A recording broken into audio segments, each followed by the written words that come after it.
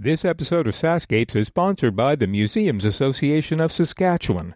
To learn more about the work that MASS is doing in Saskatchewan, visit them online at www.saskmuseums.org. You'll also find the links there to follow MASS on Facebook, Twitter, and Instagram. I'm Kevin Power, and this is SaskScapes, the podcast featuring stories of arts, culture, and heritage in Saskatchewan.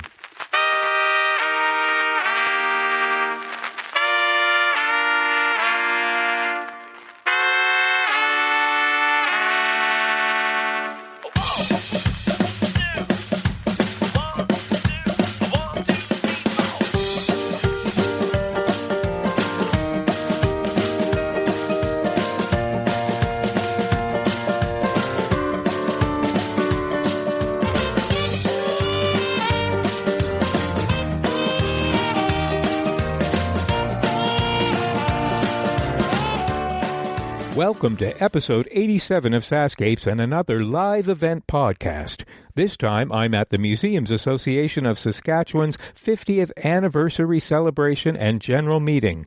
It's Friday night, the wine is flowing, the lights are low, spirits are high, and old friends unite. So what a perfect time to tell stories. In this Story Slam episode, you'll hear stories ranging in themes from If I'd Known Then What I Know Now to ghost stories, nostalgia, and even routine colonoscopies. So who says the museum crowd doesn't know how to have fun, Okay, our first three stories pose these questions.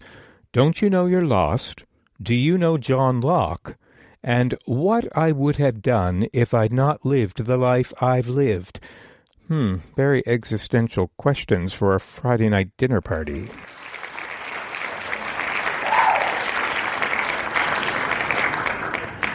But the story I'm going to tell, it's a funny story, and I'm going to tell it on myself. And and I'll tell you what I learned from it. In October of 1991, I believe it was the provincial election. I think that was the year that the NDP came into office after the Conservatives, I believe. And I was on the road because it's October, so that's network meeting time.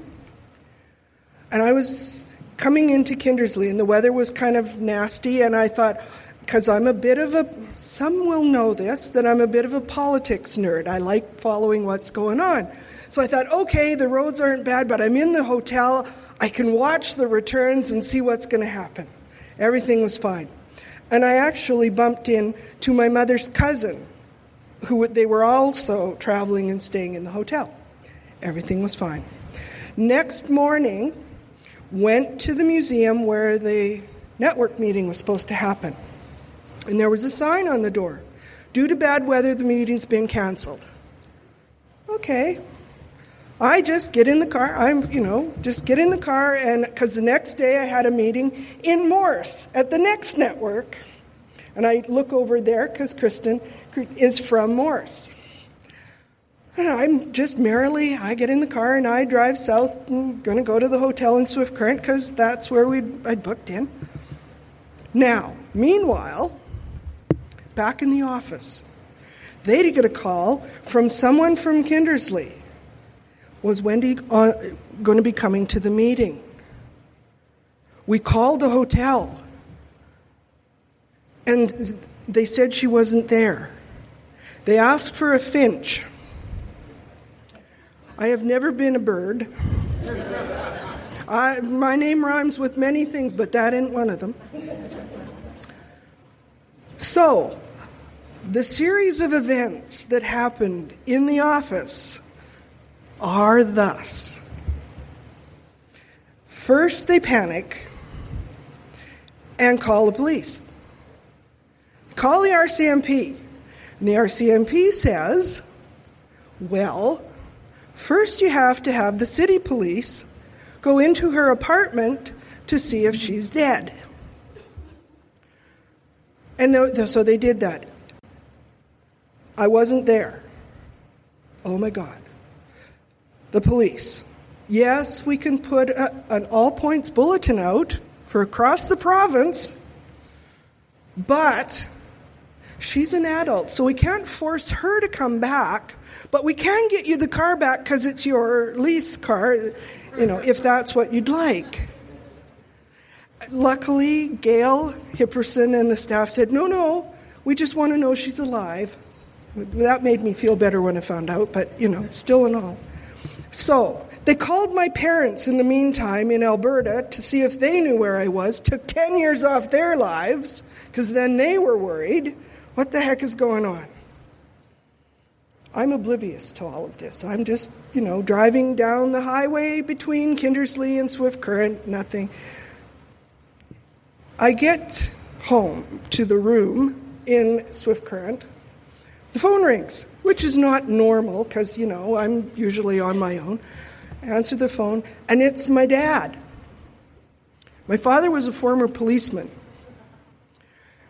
He called the office and he talked to Pat Close and said, okay, where would she stay the next night? And he said, well, we usually stay in this hotel in Swift Current. So that's where he called. And he said to me, where the hell have you been? Don't you know you're lost? No, I don't. I just came back from supper. Why? What? The police are looking for you. Why? What did I do? Anyway, they called off the cops. I don't know what I would have done if the police had stopped me, because, I didn't know I had done anything wrong. But Patrick Close, he when everybody knew everything was fine, his comment was, well, we don't know what she does when she gets out on the road, because she's always going off by herself. For all we know, she changes into biker clothes and goes to the closest biker bar. I don't, by the way. Never did. But, so they all thought that was fine. And after that, I had to write down on a sticky note on the board next to my name where I was going to be staying, where the meetings were, what the phone numbers were, because this was before cell phones. So if I knew then what I know now, I would call the office when I got to the hotel and tell them that, yes, I am fine and everything is okay. Just so you know. That's my story to start you off.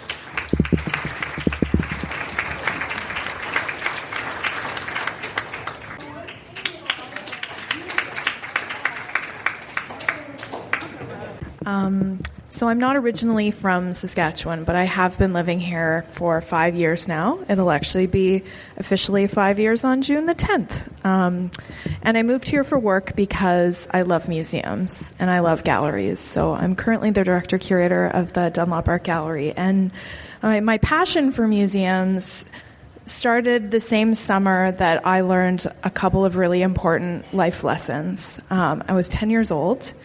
And I found myself with my parents in Europe for the first time. How we got there is kind of an interesting story, which I'm telling. So I'm second generation Polish on my mother's side and Czechoslovakian on my father's side. On my father's side, they came over on my father's side, they came over to Canada before the war, but on my mother's side, they came over after the war. And there were a lot of relatives in Poland that, on my mother's side, where unfortunately my grandfather and her had kind of become estranged from. But I don't think either side in Poland or Canada really ever gave up hope that we would one day somehow find each other and be united. Well, fast forward many, many decades after the war, my grandfather's half-brother is working as a taxi cab driver in Warsaw. And every time somebody who said they were from Canada came into his cab, he said, "Oh, my brother lives in Canada. Do you know him? His name's Joe Locke." Guess what? You do that enough years, and eventually somebody who gets in your taxi cab knows Joe Locke. So it turned out that, yes, there was somebody who took his cab one day, took Władek's cab, and said, oh, yeah, I know Joe. He's my neighbor, actually, in Hamilton. So before you know it, they're writing down each other's phone numbers, and after a few phone calls, my grandfather gets to speak to his half-brother, who he hasn't spoken to in at least 40 years. And then before you know it, even though I'm only 10, my parents have decided this is important. We're going to do this. We're going to go with your grandfather. We're going to take you. We're all going to go to Poland for the summer for a couple of weeks. And then since we're already in Europe, we might as well check out a few other cities while we're there. Well, it was really incredible when we finally got there to meet all of these relatives in Poland who I never even knew existed, and there were so many of them. And for me, that was surprising because I'm an only child and otherwise have a pretty small family in Canada. So to meet all these, extended family and relatives was really exciting and wonderful. And one thing that was really sad that it turned out that Shortly after we had made the plans to go to Poland, yes, my great half-uncle, Władek, had found out that he actually had a terminal illness, and he actually only had about 8 months to live. So by the time that we came to visit him, we had no idea that he was quite ill, and he did a very good job hiding it and not mentioning it in calls or anything like that. So one thing that was really sad was he ended up passing less than a year after we visited. So one thing I definitely learned as lessons from that is basically never give up. It's amazing the fact that he spent so many decades asking everyone who got into his taxi cab, do you know Joe Locke? And finally somebody did. So I guess it's never give up. And then also thinking of how little time he ended up having. And then, my parents and my grandfather at the time making the decision that no, we need to visit right away. I also learned the lesson of don't wait. Don't wait. When you know that you want to do something, even though it might seem like you have a lot of time, don't wait to do it. So those are definitely my two lessons. And yeah, after that trip to Poland and learning a lot about my family and myself, I also went to the Louvre and all these super amazing museums. And it was going to those that I really learned that I wanted to be working in museums for the rest of my life, and I hope that I keep living and am able to do that. So thank you, Saskatchewan, for letting me continue to do that, and thank you, all of you, for listening to my story.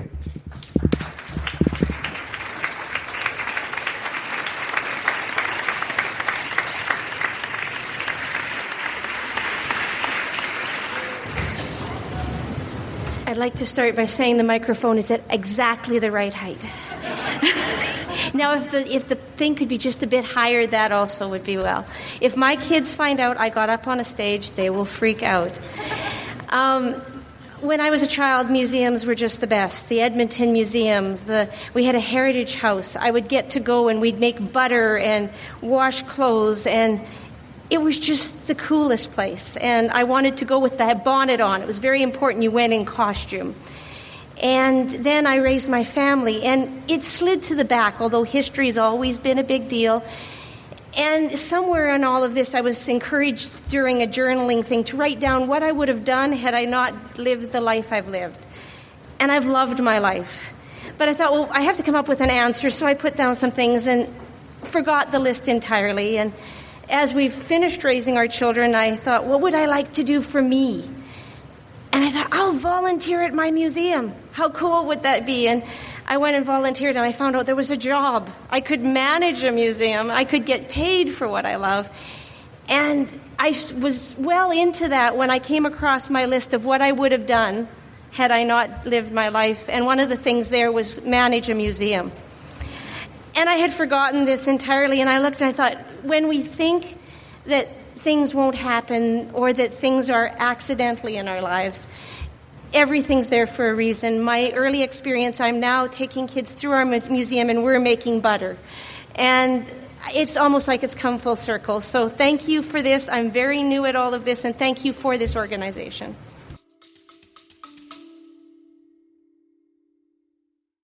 Hey, it's Kevin. I hope you're enjoying the episode so far. Just a quick reminder that the SaskScapes podcast is available for free on your favorite podcast app, or you can stream it from your browser. Check out the show notes for the link. On the SaskScapes homepage, you'll notice something new under the logo called SaskScapes Plus. You can't miss it. There's a big button saying support with a heart icon next to it. I'd love it if you could click on that button and help keep this podcast series going. When SaskScapes launched in May 2014, it was the first podcast in the province celebrating arts, culture, and heritage. In fact, you'd have been pretty hard-pressed to find any Saskatchewan podcasts. So I'd like to think that we paved the way.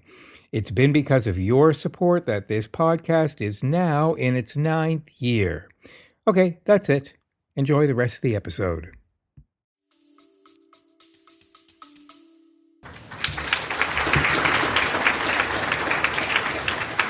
Our next 4 stories really delve into the personal feelings that come with working in the wonderful world of museums.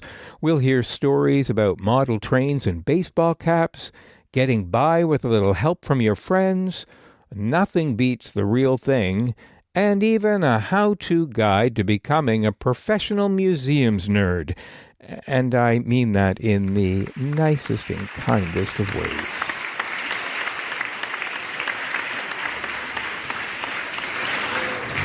Hi everyone, I'm Kathleen, and I'm going to tell you guys the story on how I got into museums, I guess.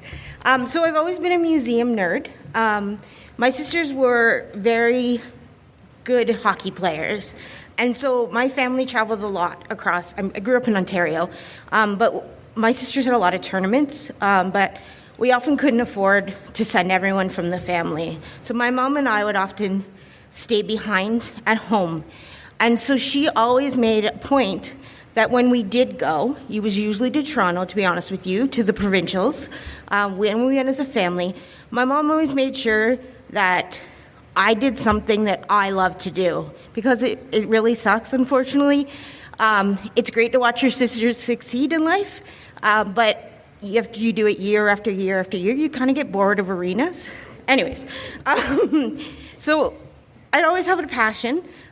When I left university, I became a teacher, and I taught internationally for 10 years, traveling all across the world, getting to see all these amazing museums.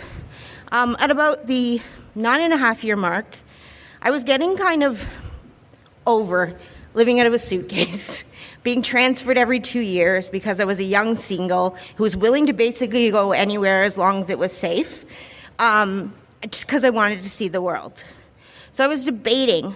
I knew that I wanted to come back to Canada because at this point, both my sisters were married and having kids, and I felt I was missing out on life a little bit at home.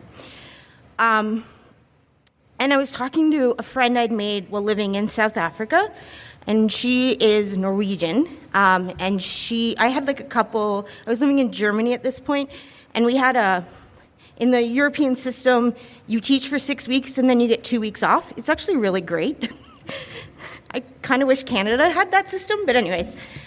So the next time we had a 2-week off, she said, why don't you just come up to Norway and hang out because you've never been? And I said, okay, cool. So I got on a plane and I went to Norway, and she picked me up at the train station and she said, I'm really sorry, but I actually have to go into work. And I was like, oh, okay, that's fine. She's like, do you want to come with me? And I said, sure. So I knew kind of what she did, but she was managing a museum, of all things. A small museum just outside of Oslo. And I spent the day with her, and it kind of sparked all of that love for museums and history in me. And then we proceeded for the next 3 days to literally museum hop all across Oslo. Her husband was so happy to see me because he's not a really museum nerd. So he literally gave us money and said, go, have fun, do all that history stuff. I'm so glad you're here because I'm sick of museums. So that weekend, that kind of 4 days in Oslo was my inspiration. I traveled back to Germany, and the next day, I looked into programs on where I could learn to study, to study museums. And so somehow, randomly, I applied late, I ended up getting a post grad diploma in museum studies from Algonquin College in Ottawa. I applied late, but within a week, I was in a school and pursuing my next career. So that's my story about how I got into museums, and then how I got here from this world traveling around the world person was when I was graduating, we were told, and I've always been told this, that if you're willing to travel and see the world, an opportunity will come available to you. I knew that I was not going to be able ever to stay in Ottawa at this point in my career because, to be honest, I'm not bilingual. I understand French, but I was never bilingual. So one of my teachers saw the posting for the Museum Association of Saskatchewan, and she asked me, she's like, have you ever been to Saskatchewan? Like, she knew I'd been all around the world. And I said, no, I've never actually been west of London, Ontario. And I've been all over the world, people. I've been to 6 continents, but I'd never been west of London, Ontario in my own damn country. So she said, I think you should apply. And I was like, really? She's like, yeah, I think this is what you need to do. Like, I think this would be a great place. The day that Wendy called me to tell me that I got the job as a museum advisor was like one of the best days of my life because I knew I was finally following a career that I wanted to pursue. So that's my story. Thank you.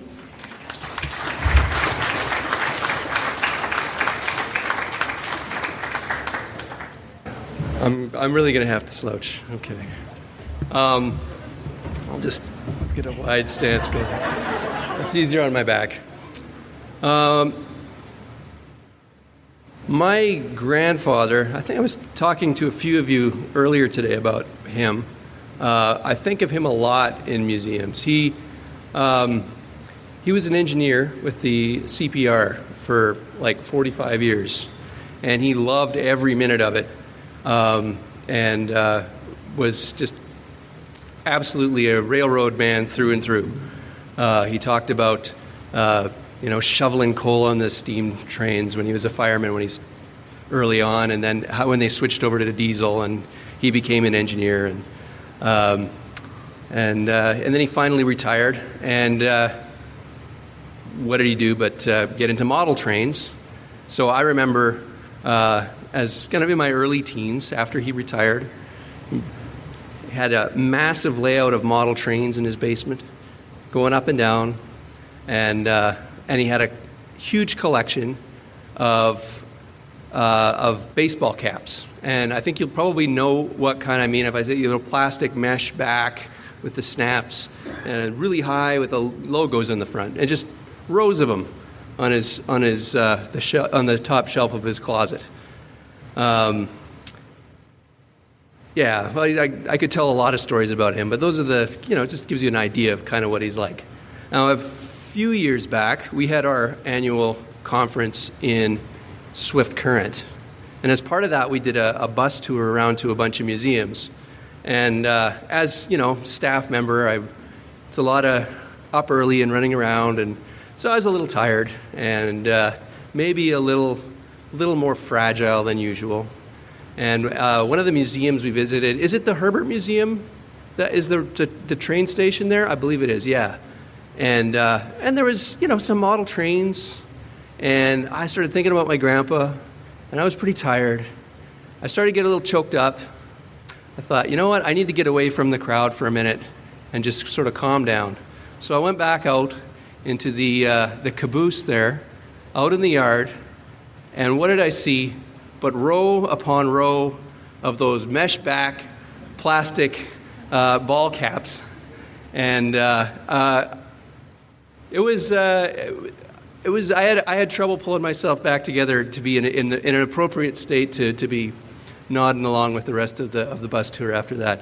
But I guess what that really reinforced for me is something that I've known for a while now, and that I see again and again with other visitors to museums, and in myself, although that was a really strong example of it, is the really kind of interesting and unpredictable way that the objects and the exhibits that we collect and display really connect to people in all kinds of unexpected and amazing ways.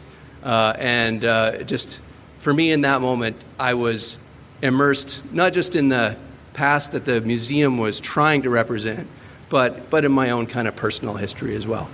So, yeah, that's my story.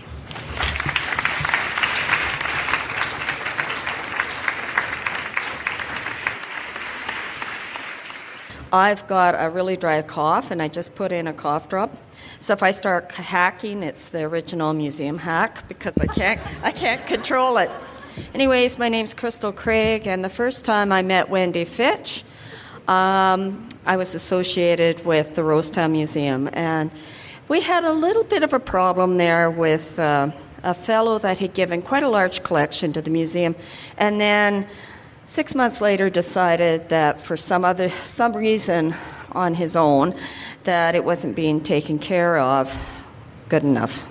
So he was talking about getting lawyers and suing, and I was new, like I was the newest person involved. I wasn't on the board.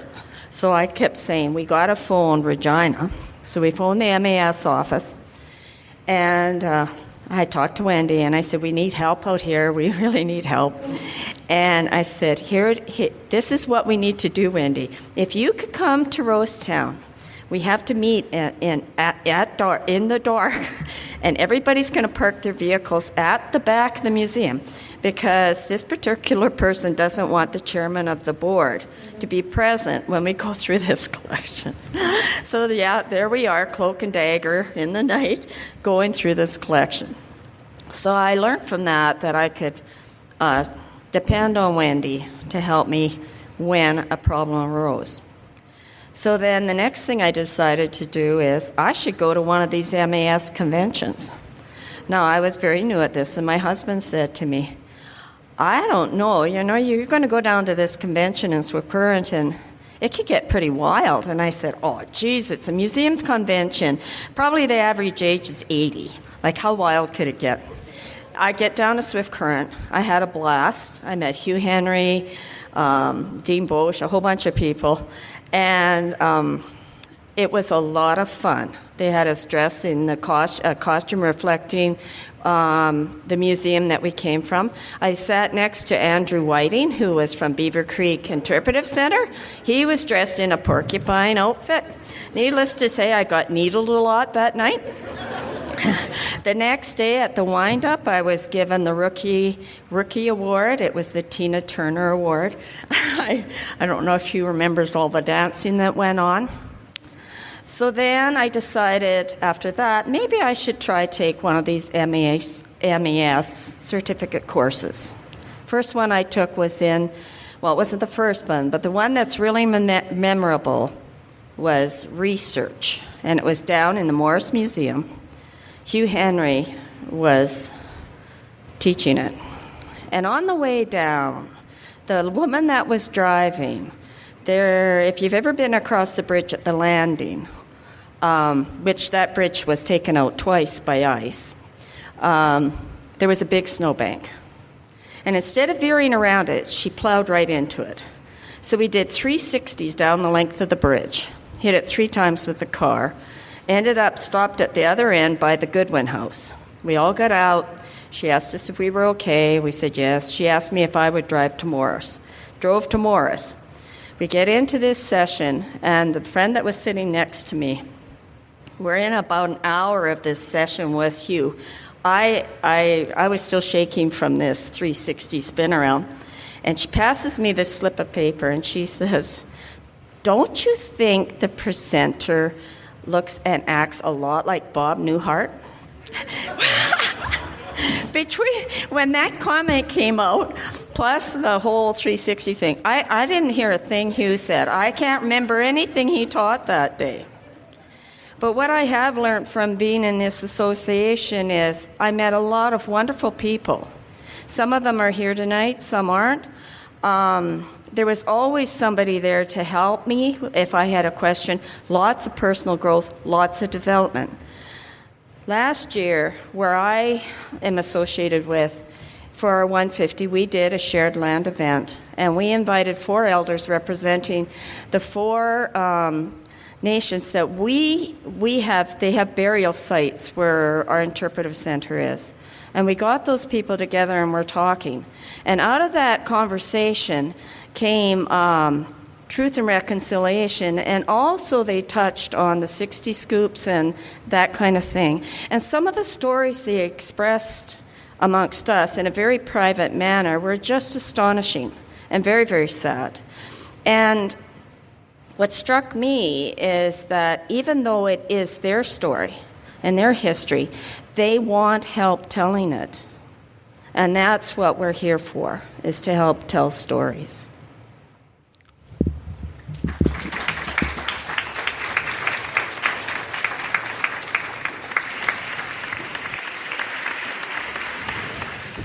So, I don't know who hasn't met me yet, but my name is Deborah Rohack, and I work for the Virtual Museum of Canada, and I live in Ottawa. I work on the other side in Quebec, so on the other side of the river. My story, though, takes place in Boston. So when I was a kid, my dad always dragged us to museums, and he dragged us to the Boston Museum of Science. And I guess I was 9. Earlier that year, I'd read, Boston Museum used to put out a little booklet, and I'd read this story about an owl, a great owl called Spooky. You know, it was a little story about Spooky, whatever. I thought it was kind of cool. Here I am at the Boston Museum of Science later that year, and they've got pickled lungs and all kinds of cool displays. Like, the pickled lungs really stuck out because, you know, they've got like a smoker's lung and a healthy lung, and you get to see the difference. And like, it's probably why I don't smoke today, thanks to the Boston Museum of Science. But down in the basement of the museum, in a cage, guess who was there? Spooky. And right in front of me, Spooky regurgitated a pellet. Now, I don't know if you guys know this. Maybe you do because you're from Saskatchewan. I think you know a lot more than us city people about owls. But they eat things whole, and then they, like, take all the little bones and stuff and make a little package of them, and then they offer it to you when you go visit them in a museum. So that was it. I loved museums from that day on. They were the best places. They were magical. They were wonderful. So now I work for a virtual museum, as you know, and we love telling stories online and sharing stories. But I guess what I learned from that was nothing really beats the real thing. You know what I mean? Being in front of that magical object or animal in a museum and having a real experience that will touch your life forever. And what I keep reminding myself now as I work virtually and put things on the web, the problem with the web is you don't see people enjoying it, you know? Like, I know there's people out there visiting all our cool sites and they're enjoying it, but we don't see their joy and stuff. I have to keep remembering that somewhere, all those real objects that are offered up on our museum sites virtually, they live somewhere in a basement or an attic or right on the main floor of your museum, and there's some kid that's going in there, and it's changing their life too. Thank you. That's my story. Okay, get ready for 6 back-to-back stories of pranks, coincidences, mixed messages, and underwear. Stories on how making fun of Elmer Fudd may cost you your job, how to pull a prank while having a colonoscopy, Mick Jagger in the Louvre and other coincidences, close the drapes when you're getting married, advantages of wearing a dead priest's underwear, and you've got mail, only you don't know it. For those that don't know me, my name is Phil Heilman. I'm from the Wilking District Museum, and I'm aware that I do have a face for radio. So the Wilking Museum is 8 buildings. One of our prized possessions is 1929 Model A restored, and it's got the mother-in-law seat attached to it too, which I like to point out all the time. But the story that I'm going to tell is in our Wilkie Press building, which is a 1908, built in 1908, It was abandoned, per se. Everybody left on a Friday afternoon and donated to the Wilkie Museum. And we were doing I believe it was the Wilkieson Centennial. And I was assigned to the press building because, spoilers, I like journalism, TV, radio, so on and so forth. So I had a group of gentlemen come in, and I was showing them the linotype in there. And he said, I have a story for you that you probably won't believe. And he said, I wouldn't believe unless I saw it myself. And it just so happens it's a Ontario story. So there was a gentleman running the linotype, and he was bored with the linotype one day. So he got the bright idea that in the stock section of this he didn't mention the paper name, but it was a very prominent paper in Toronto, that he decided that he was going to have some fun, and so you can bleep this out if you need to. He put in, Elmer Fudd is an asshole. It missed everybody, the editors, everything. It got printed. Needless to say, jobs were lost, and we all had a fun time laughing about it. That's all I have to say about that. But it's been, the whole entire museum experience has been a rewarding experience as a quote-unquote millennia. It's been, like I said, rewarding, and I've learned a lot. I mean, the rest of our board is pensioners, so kind of hard not to learn a lot. So anyways, thank you for listening to me ramble.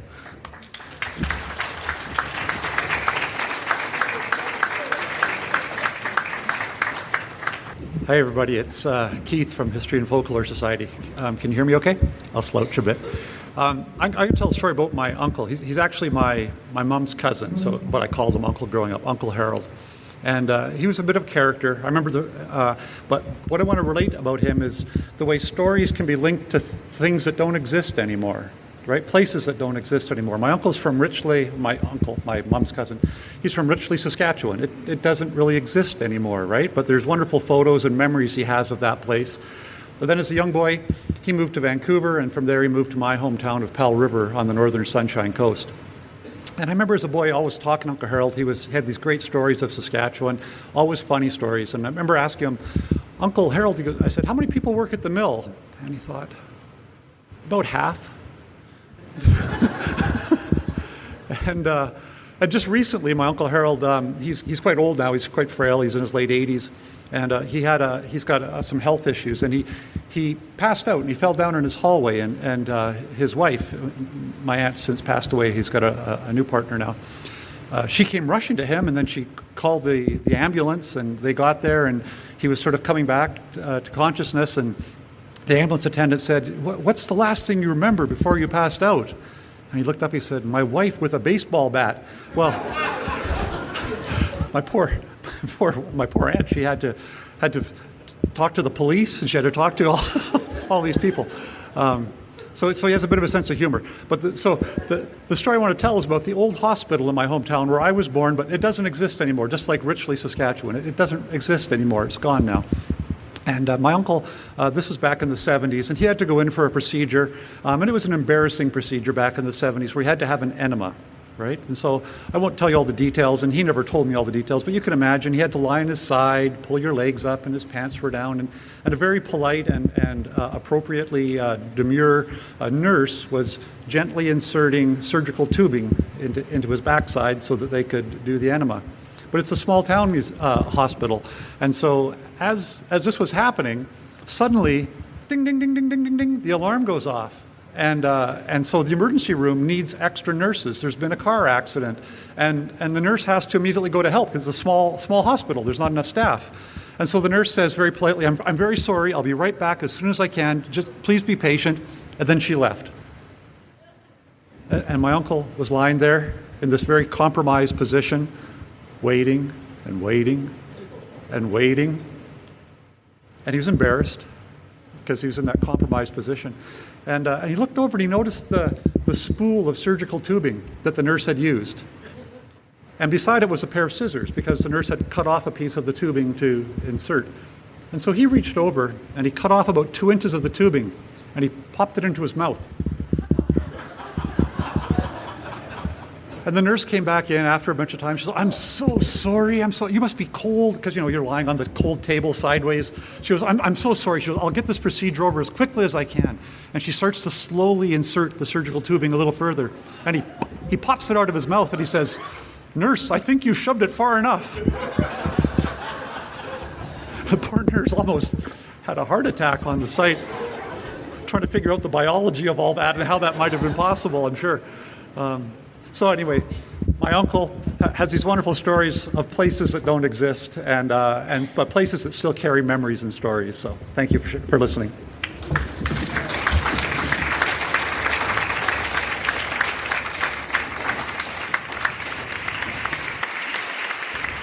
My name is Rob Daglow. I'm with the Civic Museum of Regina.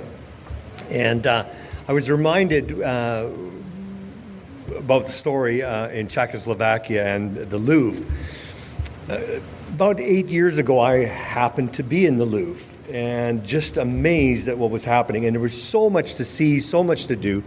And as I'm standing looking at this one display, a guy walks in front of me. And he's wearing a green T-shirt that said Riders with Mick Jagger lips on the back.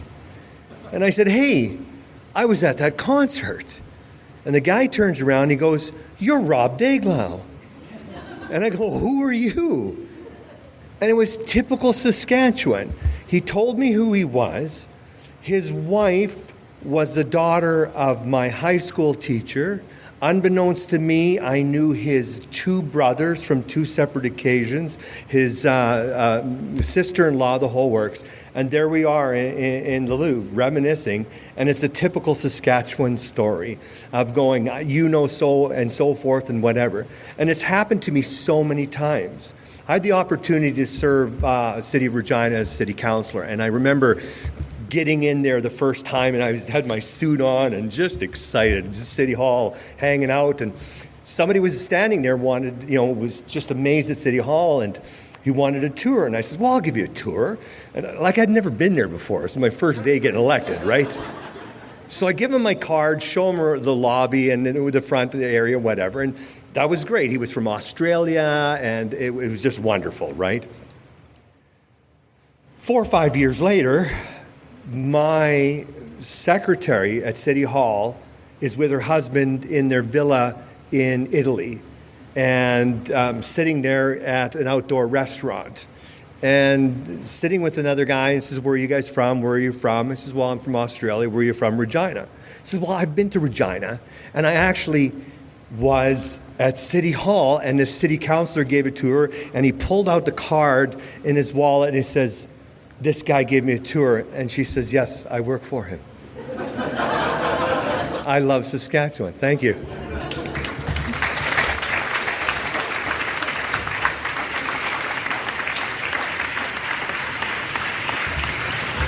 My name is Alan Porter, and I'm with the Melfort District Museum.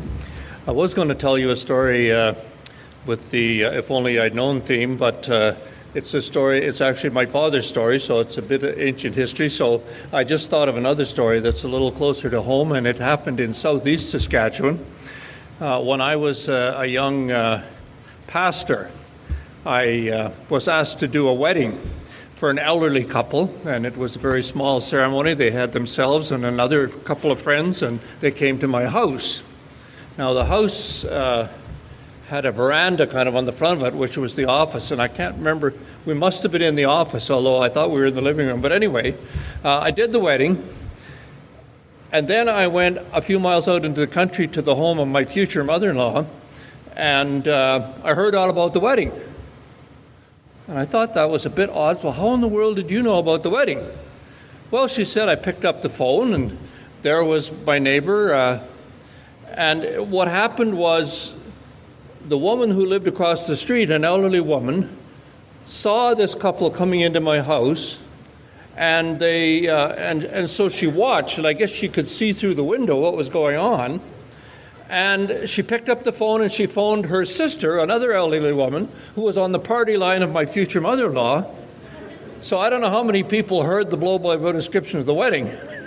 But anyway, if I'd have known ahead of time, I would have done things maybe a little bit differently, pulled the curtains or something. But the wedding got broadcast.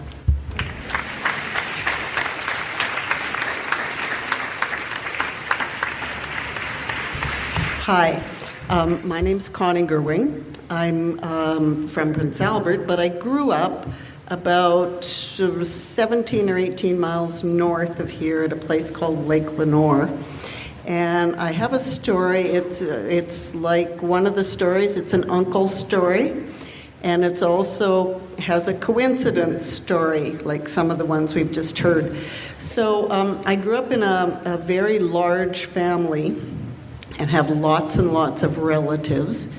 And my Uncle Al, who was well known in this area, and he was a teacher, he was a musician, but he was also very involved in the history of this area. If any of you have been to concerts in the Marysburg Church, he was really involved in restoring that church. He was involved in getting one of the original house that the Gerwing family lived in 1903, 13 of them in a house the size of about 12 by 12, that 13 of them spent a winter in. And so he's done a lot of work with the history of the area. In fact, he left a set of memoirs, which I put into a book called No Ordinary Man. So if you want to, you can actually buy it at the museum here, at the Historical Museum. But so he was involved in a lot of stuff. And one of the things he did later in life was he went to Brazil. And he'd go to Brazil and work with street kids. And he worked with a mission that was there. And there were some nuns at the mission, there were priests at the mission, and monks at the mission. So he was staying there one time, and he was about to leave to come back to Canada, and he had washed his clothes and hung it on the line, and it rained. So his clothes were all wet, and he had to catch his plane. So one of the priests there said, "Here, just take these clothes. They belong to another one of the priests. He died." He left his clothes. They were all monks, and so, they had shared things. So my Uncle Al took the clothes, including some undershorts, and off he went. A few years later, he was in Germany. One of the things he used to do was he did a lot of fundraising for his projects, and he would bring things like choirs over from Germany and tour the area and so on. So he's in a city called Paderborn in Germany, and he stays at a senior's residence there. So he's there having breakfast one morning, and this very old priest comes up to him and says, hello, and my uncle spoke good German, so they had a little conversation, and the priest says to him, "I had a cousin who went to Canada. He was a priest. I don't know whatever happened to him." So they chat about this, and he says, "Yeah, his name was Father Paul Caney." And my uncle says, "Oh, yeah, I know him. Of course I know him. He was at the St. Peter's College here." He said, "I knew him well. In fact," he said, "I'm wearing his shorts." And he pulled his undershorts out, and the name of Father Paul was written on the band of the undershorts. So that's a coincidence story. Thank you.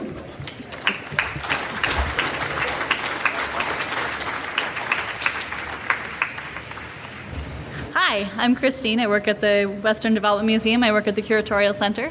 And one of the first jobs that I did there was I worked on some discovery kits for kids. So they're full of artifacts and stories and all kinds of things about Saskatchewan's history. And one of the stories that I learned working on those kits came from Sask History and Folklore Society, so thank you for collecting it.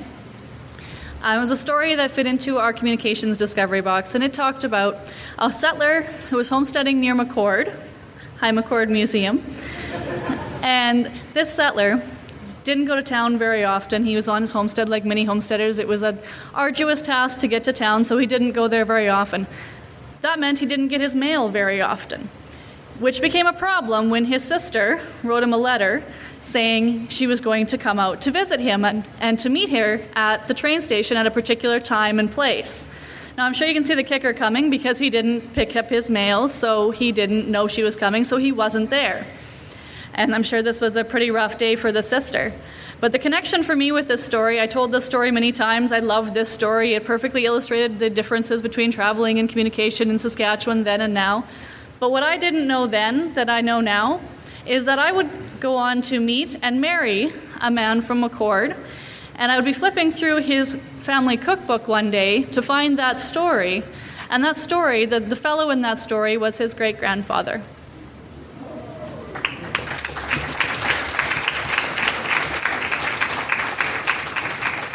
Our final two stories tell of the voices of our youth and the voices of loved ones now gone.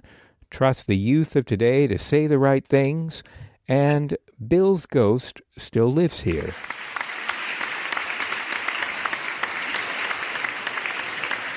My name is Christine. I work for the Multicultural Council of Saskatchewan, and it's a story that's not my story. But it is a Saskatchewan story.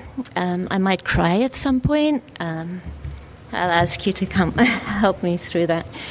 The Multicultural Council of Saskatchewan runs a program in Regina that's called Youth Bridges, and as part of that, we connect kids from the North Central Family Centre and also kids through the Regina Open Doors Society. These are youth, and we have all kinds of projects that they do and programs they do and activities, and as one of those, the kids did a program, Buffalo Teaching, with Jolie Big Eagle Kakateway, and it was hosted by Commonweal, and it was at the Mamaweatin Centre in Regina. And I'd come to know some of these kids quite a bit and know that they've dealt with more trauma than most of us ever have to encounter in our entire lives. And I've gotten to know some of these youth and know the ones that need a bit of a, stricter hand than the others. And because they're kids, they do what they do. They wisecrack and they joke and they, need a bit of a hand now and then to keep focused. And the second day of the workshop, because it was an anti-racism workshop, it was arranged that at lunchtime we would sit in little groups and there were prepared questions about racism and their experiences. And so some of the kids, we know they're refugee kids from Syria, Afghanistan. Some of the kids have grown up locally in Regina, are dealing with all of those colonial legacies and what they have to deal with. So I had a group of about 3, 4, 5, 6, I can't remember how many, and they had to, and something about the workshop, they were scraping buffalo hide to make little ornaments out of them. Something about that had really triggered something in one of the young boys. And during the discussion, he started talking about what had happened to him after he had been a refugee from Syria. He and his family had gone to Turkey and lived there for X number of years as refugees. The story he told is not a story I can repeat. It was told in confidence. But this young boy, I had always kept my eye on him because he was, rambunctious, and one of the ones I always kept pretty close. And he broke down. He cried. Said it was the first time ever that he had told this story to a group, some of whom were strangers, some of us had gotten to know him. I sat next to him and could comfort him some. And in that group, after he told his story,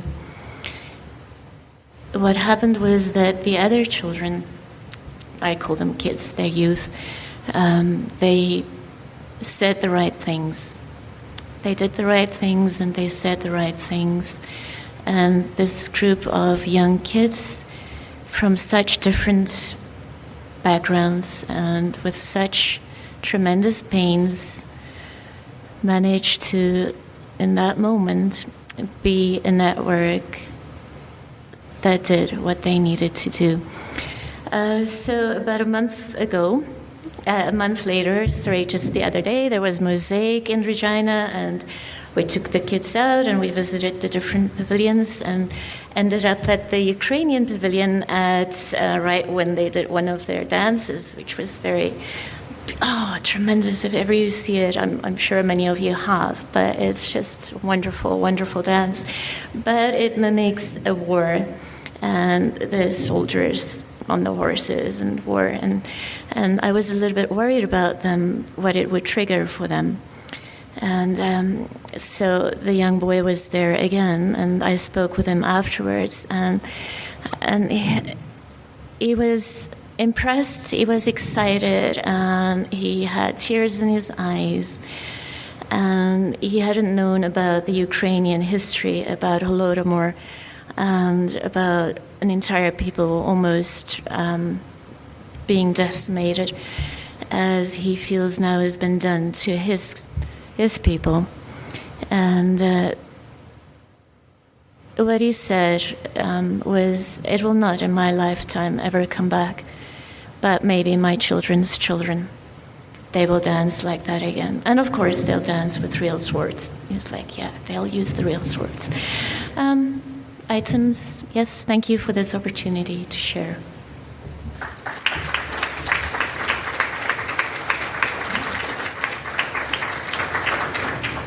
Good evening, everybody. My name is Darlene Brown. I am on the board of MASS. It's a personal story of growth.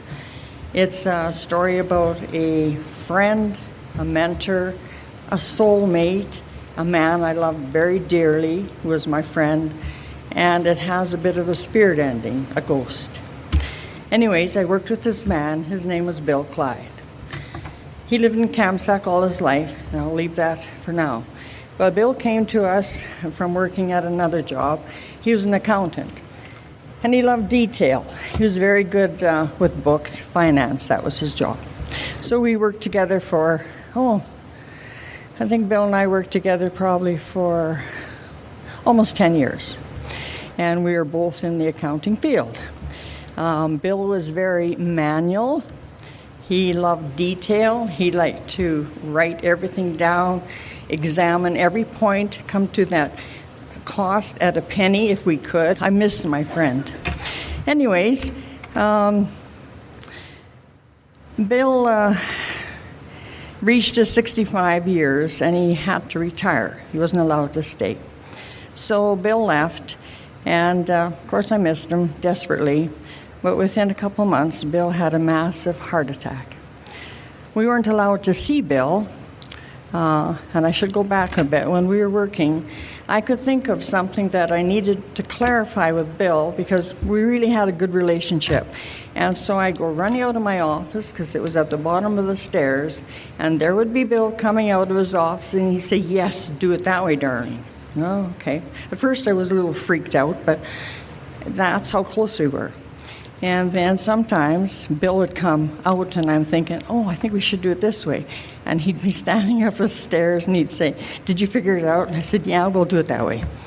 Anyways, when Bill died, he had been gone for 6 months. It was Boxing Day. My family was all there. We had about 30 people in the house. And all of a sudden I got up from the living room and I ran to the kitchen. I thought, I got to phone Bill. I forgot to tell him. So I ran to the kitchen, picked up the phone, and I thought, I can't talk to Bill. He's had a heart attack. He's in Regina. Okay, so I went back to visit. 2 days later, I was back at work, and his son-in-law, his brother-in-law, came in and into my office, and I started crying. And he said, "Darlene," I said, "Bill died, didn't he?" He said, "Yeah." I said, "When?" Boxing Day, 2 o'clock. That's when I went to phone Bill. I always believed Bill was saying goodbye to me. The next part of this story is Bill again. Board meetings once a month. 3 of us, my manager Ron, loans officer Joe, or manager, and me, Darlene. And so we'd be sitting in this board meeting, and the back door would slam. Footsteps would go upstairs, down the hallway. First time, Joe looked at me, and I said, well, I don't know. I don't think anybody's here. Should be here. They don't have keys. So Joe said he'll go check. He went to check, couldn't find anybody. Searched the whole building.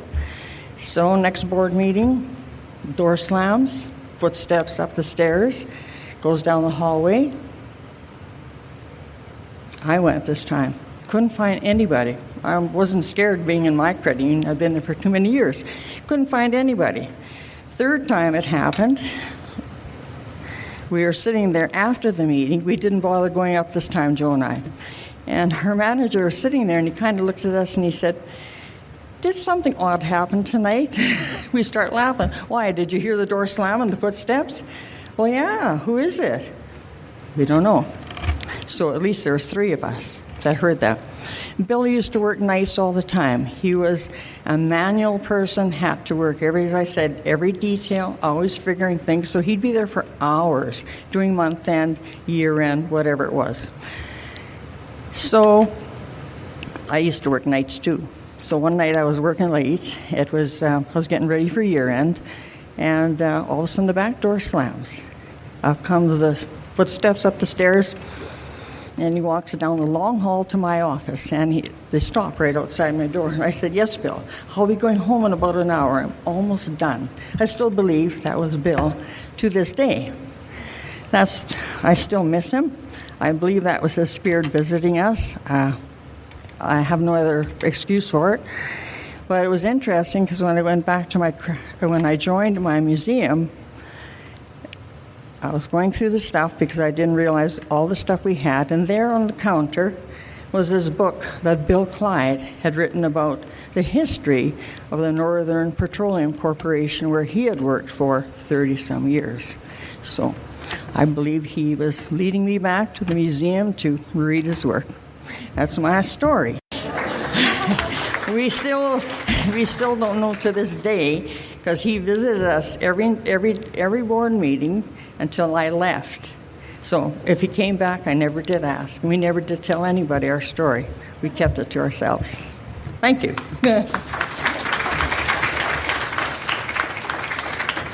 And there you have it.